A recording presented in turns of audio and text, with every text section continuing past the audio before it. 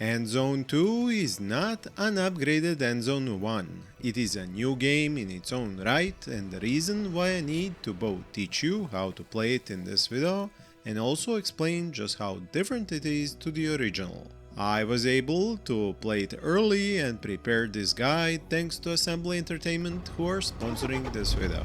In Endzone 2, like in the original game, you start with a bus full of supplies and a few survivors. But here, your bus is still operational and you aren't dismounted on a huge open map.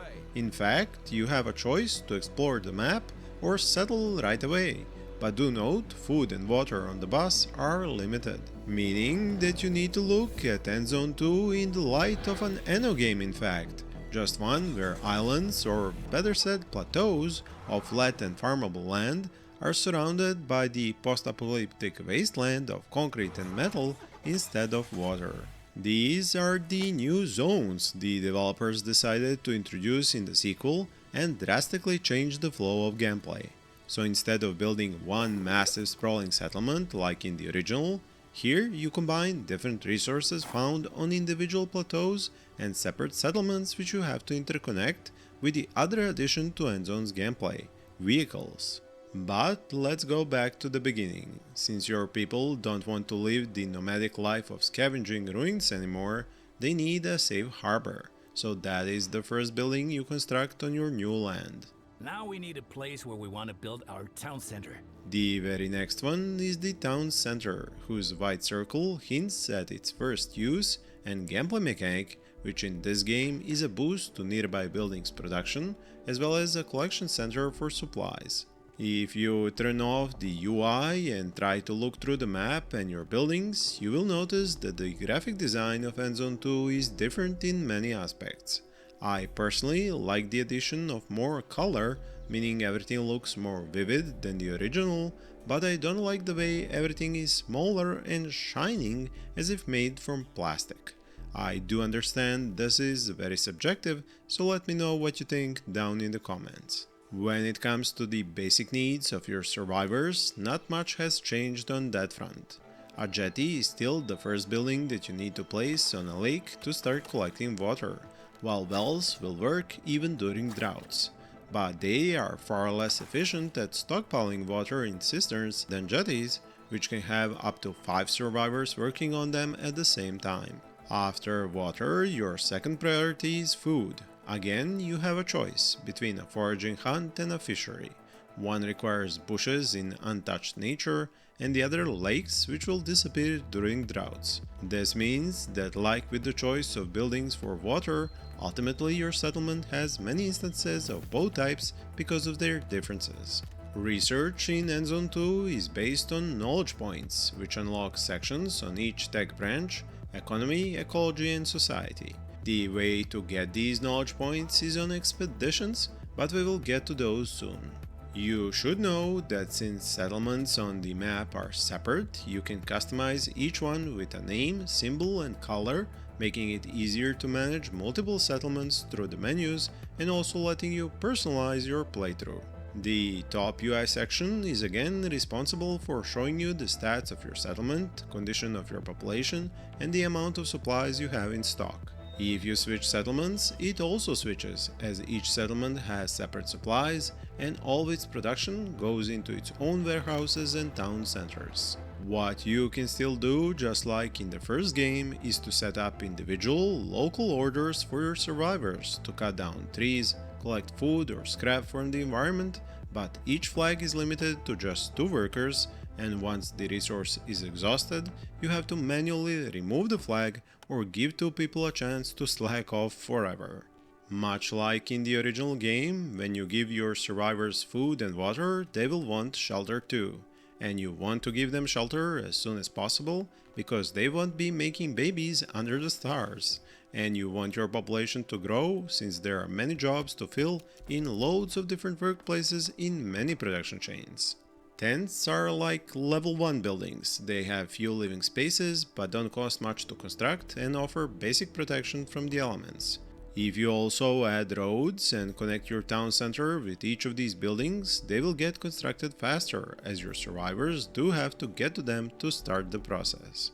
What doesn't have to get there, on the other hand, are the resources. Because, and this might come as a big shock to all you old Endzone players, in the sequel, resources get teleported to where they're needed.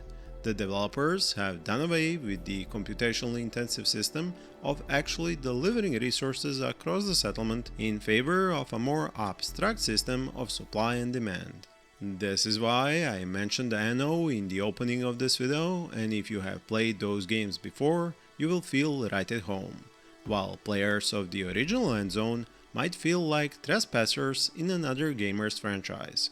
On one hand, you could say that the developers went too far and changed the core design of the game, but on the other, you could say that they were brave enough to dare to do it and choose not to iterate on their original design but change it completely. Now, I know there is no way to satisfy everyone with a sequel. Some of you will say this isn't Endzone you wanted, others will say they're happy for the change. It is a thing of perspective, and this is why this video isn't just a guide on how to start, but a showcase of the differences to keep you from diving into this game with the wrong set of preconceptions. I would love to read what you think of this change in the comments. Once your production of water or food starts to reach the maximum supply amount, you need to start building cisterns to increase this limit for water, as well as boat storage for food and materials, which are all in the logistics tab of the build menu, which you can turn on by using the B key on your keyboard. The last option at the end of the build menu is for placing down blueprints, so that you can plan out where to build without committing resources to the construction. It is a great tool for planning out future expansions when you already get the hang of the ebb and flow of production and consumption of resources.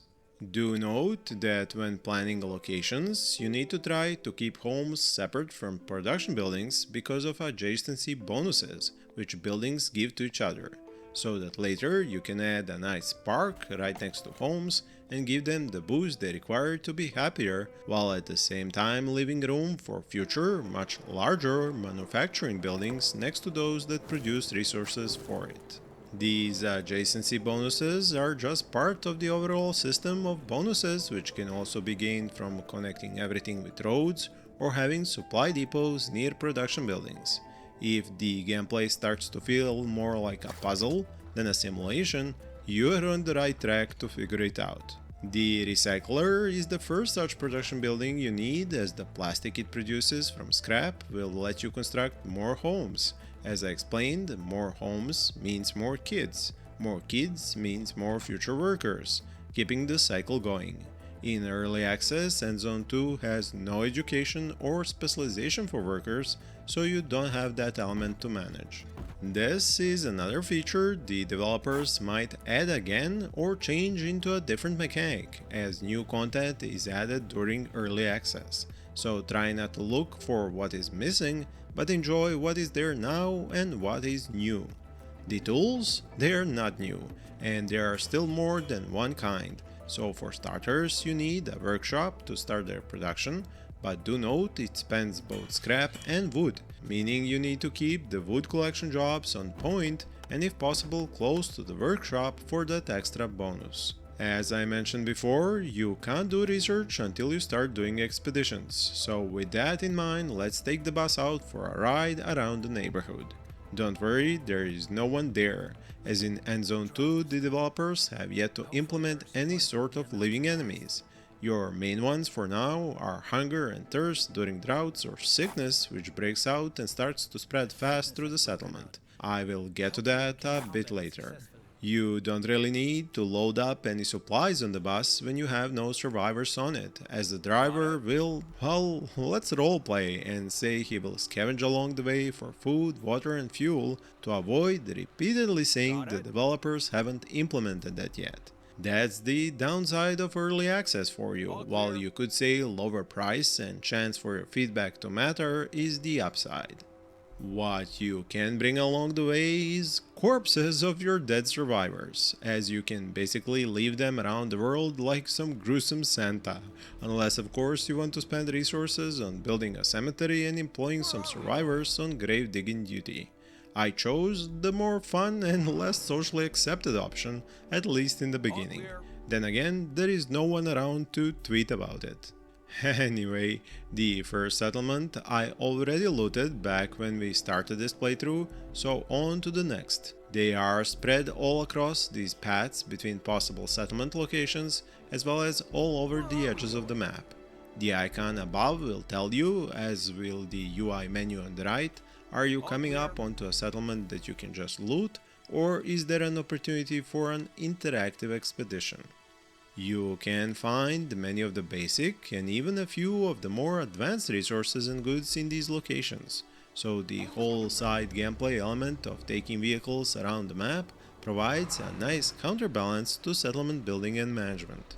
It is one of the inspirations that got me to make this video into a mix of a guide and showcase of the game, because when you mix a bit of both, you get to switch between them and keep things from being repetitive.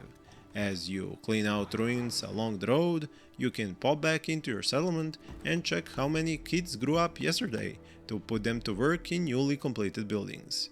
Yeah, the nights and day are definitely not connected in any way to the flow of time, but it's nice to be able to enjoy a bit of both.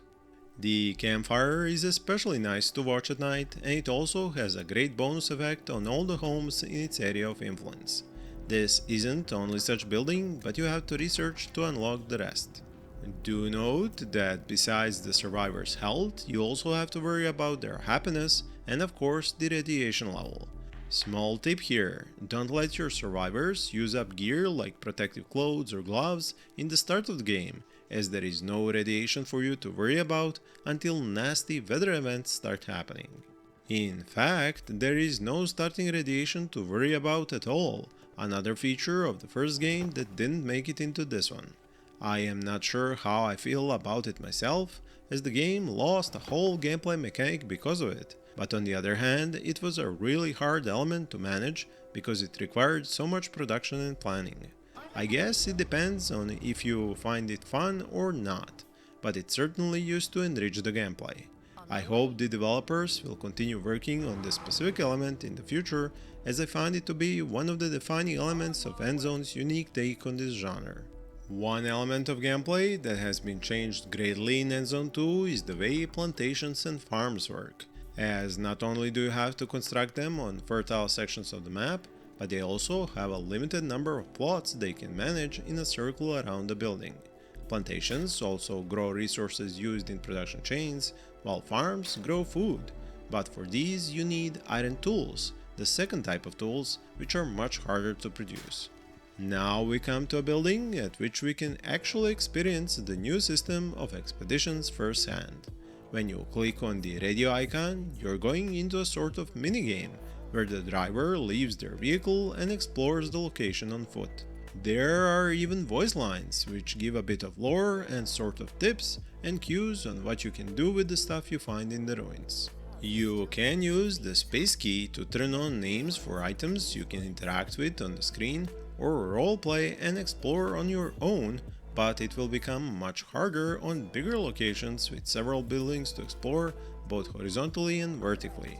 I actually found these expeditions to be almost the best part of the game and enjoyed every single one a lot. Not sure how long the effect can last, but there is a good sized pool of different building types to explore by what I have seen. As you scavenge around each place, you will gain knowledge points which you need for research, but also items which have their uses. An axe can break a lot of stuff, ladders or boards let you climb, generators start stuff up, lockpicks open safes, and books of nature let you identify seeds you can later plant at your farms. No, you can't get them any other way, as there is no trade or traders in the game right now. To make it easier to bring back all your nice loot back to your settlement, you can construct additional access points on slopes, which each land section has a few of and spread around on each side. As your plantation gets into production of fibers, you can plan on production of cloth from a weaver. Again, for adjacency bonuses, you can put those buildings next to each other, but make sure to add roads close to them and depots. The tricky thing about research is that you need to have a set amount of different resources at hand to unlock new tech, so you have to be careful not to start a research on something that will eat up a bunch of resources you aren't producing already or need for construction of something crucial for your survivors or a production chain. One very important thing about Endzone's gameplay has remained unchanged, and that is the balance of adding more homes to have more population while making sure you can stockpile food and water to support them all in a time of crisis. So every time you add more tents or homes, make sure you are also increasing your food production and water collection from all available sources. Since the gameplay revolves around separate settlements and sort of plateaus with different resources on them, you have to be careful to properly research tech that you can use on the plateau you're on. Mine had clay, so researching a clay mine and later brickworks was the way to go. This one requires a lot of workers, but clay bricks are also very important in both construction of more advanced buildings and doing research to unlock those. Now let's jump ahead a bit to how you gain more vehicles. You can only make them or salvage them, and it is much easier to find them on expeditions. So just keep traveling around your map and keep looking until you locate one such place. It will probably require a lot of items to be able to free the vehicle for use, so do make sure to bring them along. Once you do all the required actions and use the right tools, you will have the use of 2 vehicles, making exploration much easier. Do note, vehicles have different speeds, item and goods capacity. The bus is slow, but it can carry much more than the other kinds. Having more vehicles is in fact key to having more settlements, as you need them to set up trade routes. Since no one plateau has all the resources, having trade going between them is a requirement for high-level play. And speaking of other plateaus, to start a new settlement on one, you might end up needing to fix a bridge to get to it. This is a sort of expedition on its own, but one which requires several trips, as you can't know all the required resources at once. With a fixed bridge, you can cross over and explore more of the map, as well as start a new settlement on a plateau which has the resources you require to move up the tech tree. To do this, you have to recreate the conditions you had when you first started. A bus full of supplies and some survivors next to one of Plateau's earth ramps. There you can build an access point and start with a brand new settlement. You might end up having to bring over more resources from the first one to jumpstart everything, but that is what your extra vehicles are for. You can also automate this process by using the transport routes interface. You need one vehicle with several free slots, then you click on the map to choose the starting location and decide what resources or goods it will pick up at that settlement along with the amounts. Then you click on the settlement you want to deliver those and make sure to click on the unload option. Lastly, you look at what the settlement has that the first one could use and set the pickup of that at the second location and drop off at the first. The amounts will probably need some fine-tuning over time.